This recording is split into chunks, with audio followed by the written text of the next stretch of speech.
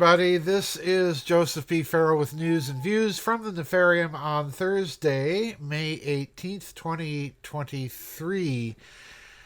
Just very quickly, the housekeeping. There is no vid chat tomorrow. There will be a vid chat, the normal scheduled vid chat, a week from Friday. Cross your fingers that we get out of this weather cycle. It is, in fact, supposed to rain tonight and tomorrow, so thank goodness I didn't schedule a vid chat for tomorrow because we'd probably get rained out. So anyway, cross your fingers that we get out of this cycle of having storms and rain every weekend, just as we're about ready to do the vid chat. All right, let's get down to business. There are rumblings in Europe, and these rumblings strike me as the sort of ground tremors and little sonic booms that you associate sometimes prior to major earthquakes and or volcanic eruptions. Okay? There are signals now from some of the minor European powers that are signaling that they've just about had it, I think, with the European Union and its act as a proxy, as a front for the American empire and American policy. There's an interesting set of articles I'll be linking for you that you can refer to that were shared by TM and WG, and I'd like to thank both of them for sharing these articles, because they're from two very different countries inside of the European Union, and they're signaling their dissatisfaction with the European Union and its policy. And their dissatisfaction is at least, ostensibly, is at least for very different reasons, but I suspect lurking behind it all is the increasing awareness of Europeans that the United States just does not have any sort of rational foreign policy vis-a-vis the Ukraine or Russia, and that it certainly has no intention of looking out for Europe's best interest. In fact, the current American misadministration can't even look out for America's best interest. So, here we go. The first article's from Zero Hedge, and this article's titled, "Sweden Must Prepare to Leave the European Union, Says the Influential Sweden Democrats Party Leader."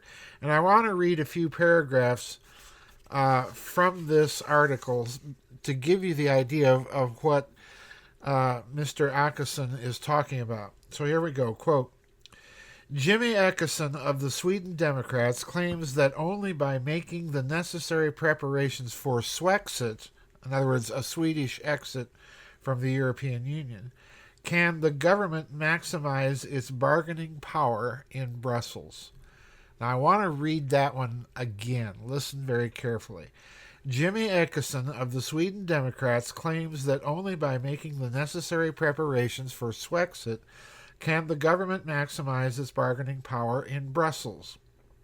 Sweden must fully prepare to leave the European Union in order to maximize its negotiating position with the bloc, stated Jimmy Åkesson, leader of the anti-immigration Sweden Democrats Party. You might as well call it the pro-Sweden Democrats Party.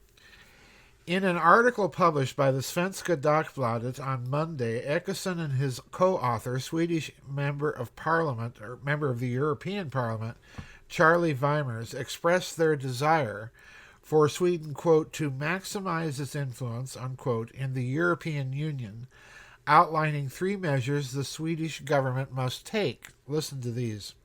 First, the government should seek to make constitutional changes in order to introduce a referendum law which would enshrine into law the requirement of a public vote before any further powers can be transferred from Stockholm to Brussels. Now, let me stop right there, folks. To me, that's a wow. That is a huge earthquake.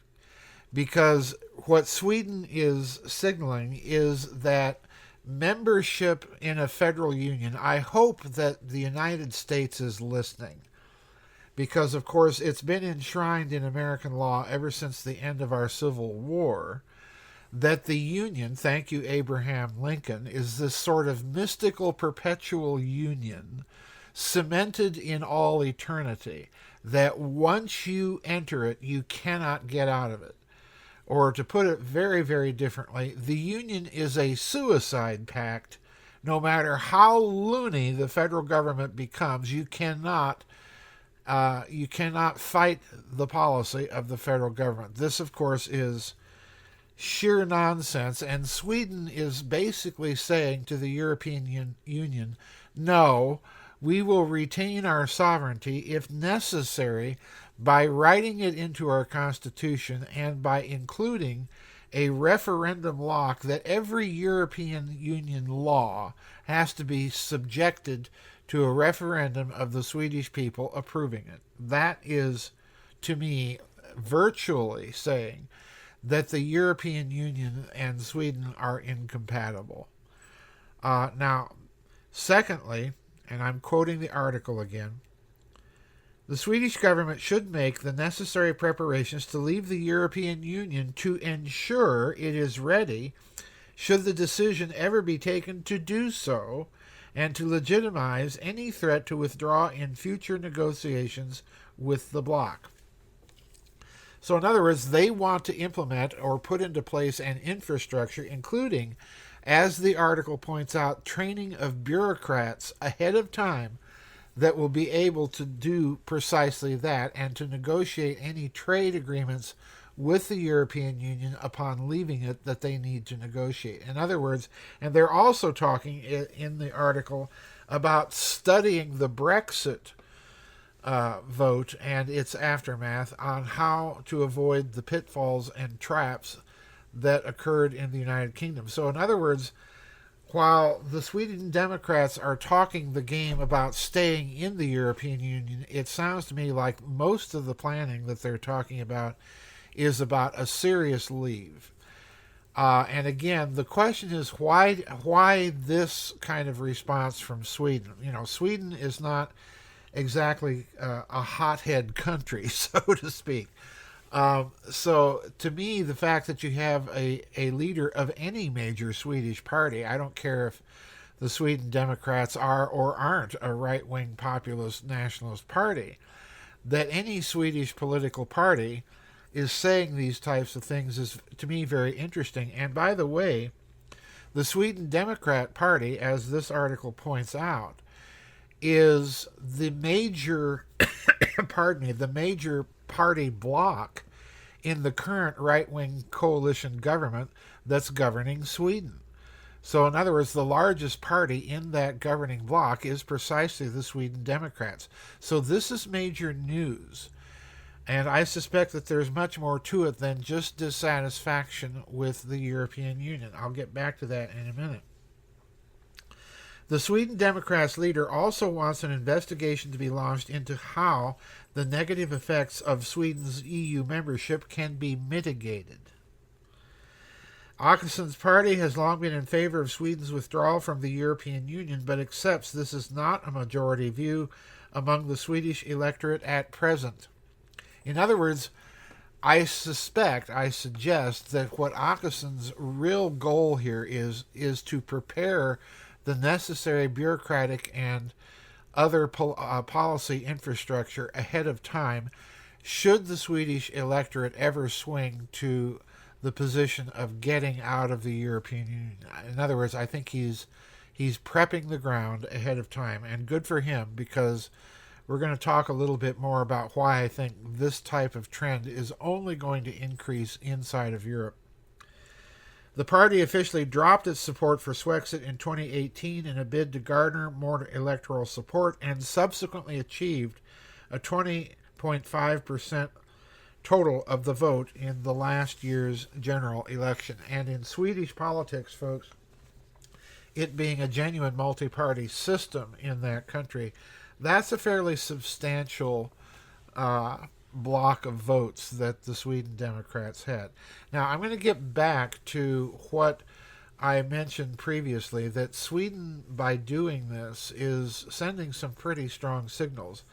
And I suspect at root is the long-standing Swedish policy of neutrality. Sweden was one of the major minor powers, if I can coin that oxymoron, that managed to stay out of both of the world wars in Europe and pursued during the Cold War, particularly under Prime Minister Olof Palme, who incidentally was a dyed-in-the-wool socialist. But nevertheless, Sweden managed under the many administrations and governments of Olof Palme to pursue a course of rather strict neutrality vis-a-vis the Soviet Union and the Western Bloc. And I suspect that that is rearing its head again in Swedish politics. And if so, then it's part of a very long Swedish geopolitical tradition. And it will be interesting to see if that tradition returns. I suspect that if you're the average nationalist Swede looking at the policies of the European Union, it is becoming increasingly difficult to see how those policies of globalism on the part of the European leadership are of any benefit to Sweden, or for that matter to the European Union itself. And more recently, those policies are increasingly subservient to the USA.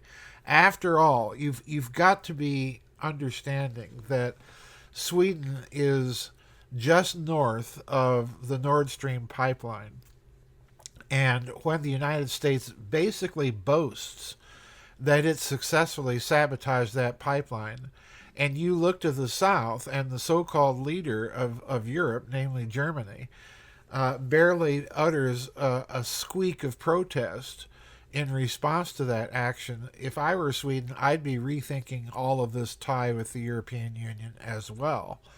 And I think this is what we're going to see. In other words, I'm suggesting that you're just hearing the beginning of the cracks in the foundation here with this policy decision from Sweden. But wait, there's more.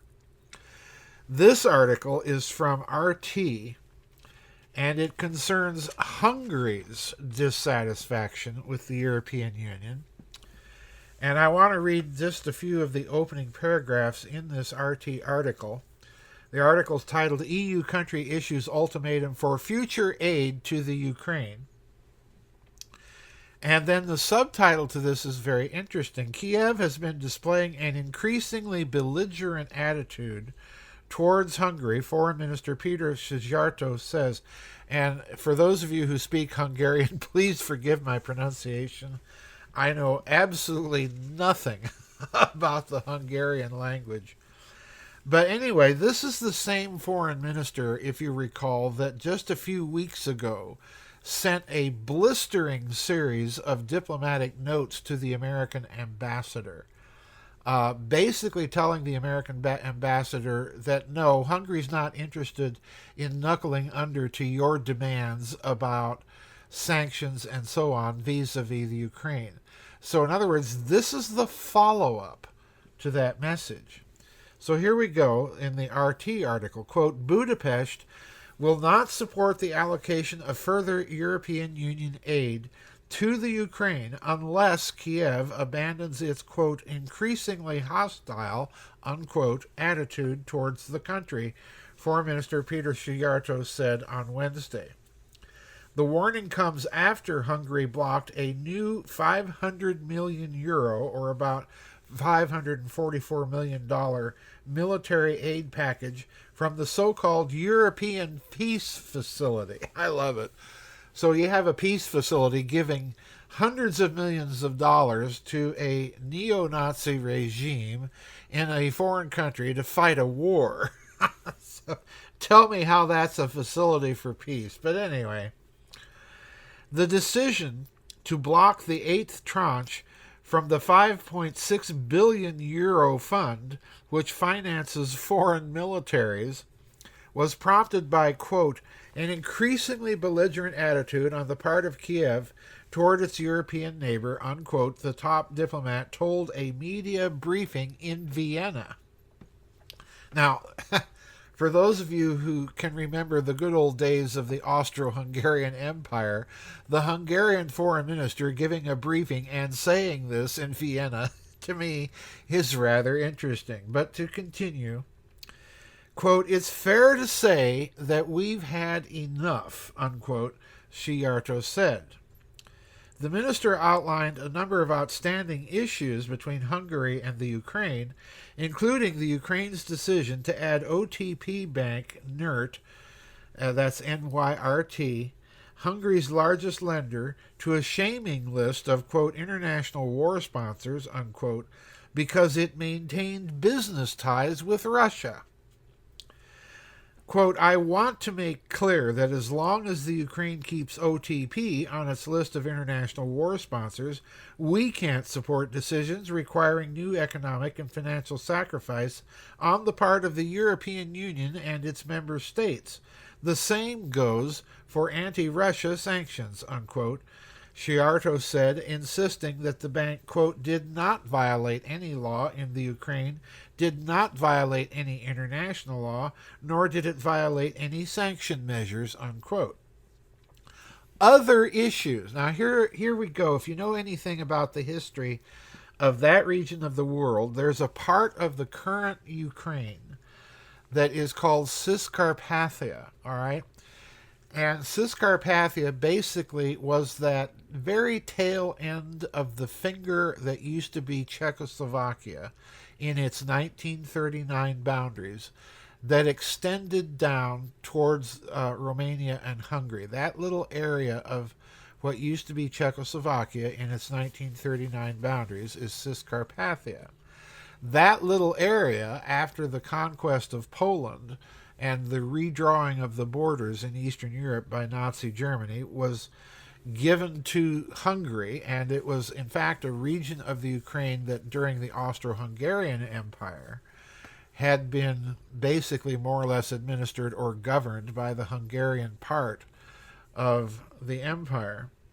So in other words, we're talking about some old political wrangles, tangles, and fusses in the continent of Europe between Hungary and the Ukraine. So no surprise here.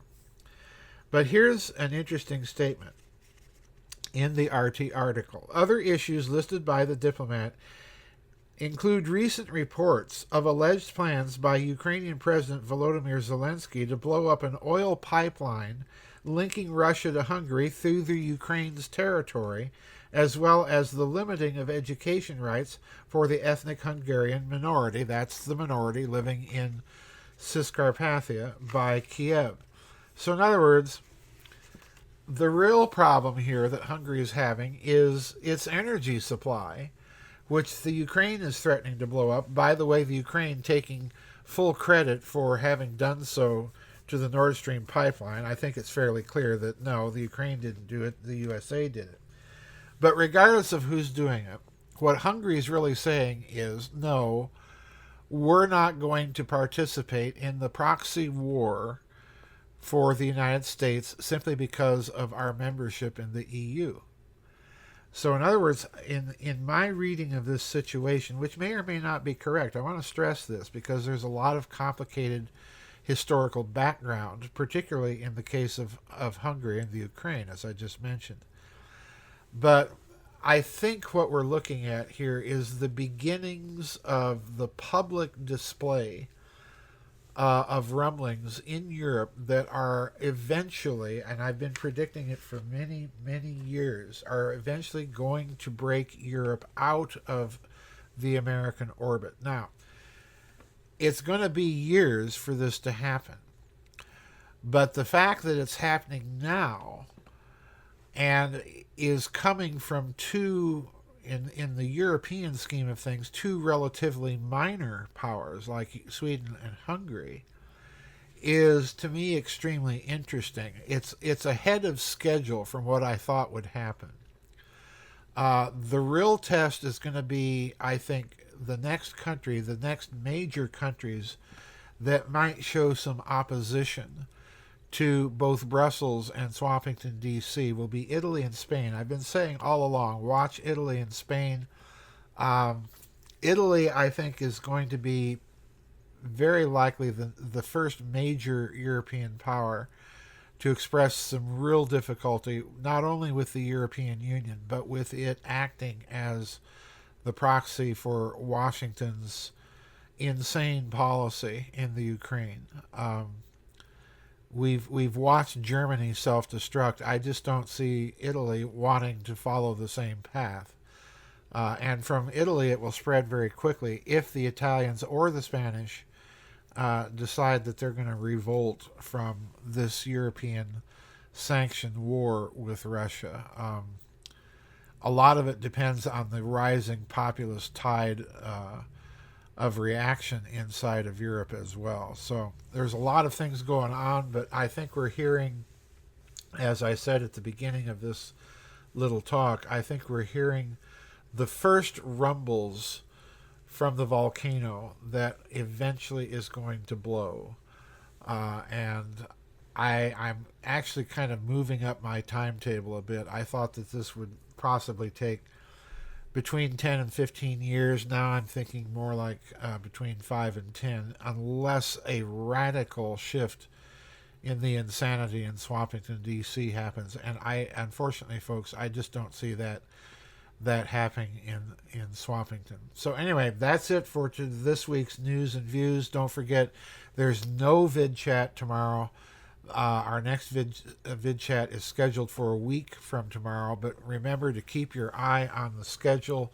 We're still in this crazy weather cycle, and if there is a cycle looking like there's going to be more storms towards next weekend, I will make sure and post a notice for everybody to keep your eye on the vid chat schedule. That's it for today's news and views from the Nefarium. I'll see everybody on the flip side. Bye-bye, and God bless.